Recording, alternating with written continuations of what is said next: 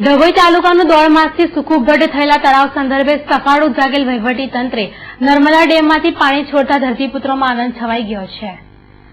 ડભોઈ તાલુકાનું વઢવાણા ખાતે આવેલ સિંચાઈ તળાવ 1.5 માસથી ખાલી હોવાથી ધરતીપુત્રો ચિંતાતુર બન્યા હતા।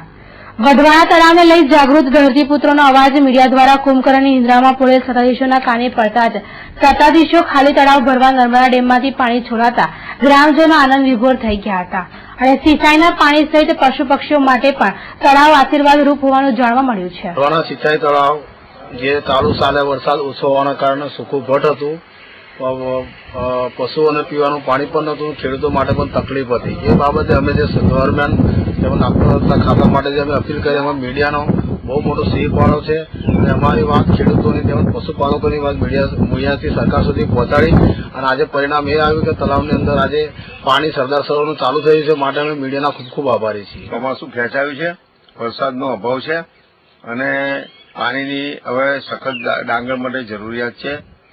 એ બાબતે રજૂઆત કરી હતી, મીડિયા તરફથી પણ અમને આ રજૂઆત બાબતે સપોર્ટ મળ્યો અને એ સપોર્ટના હેતુમાં જે કંઈક અમને અત્યારે જે પાણી ચાલુ થયું છે સિંચાઈ તળાવની અંદર, એનાથી અમને અમારા ખેડૂતોમાં આનંદની લાગણી પ્રસરી છે। અમે મીડિયા સાથે તમામ અધિકારીઓના પણ આભારી છીએ અને અમે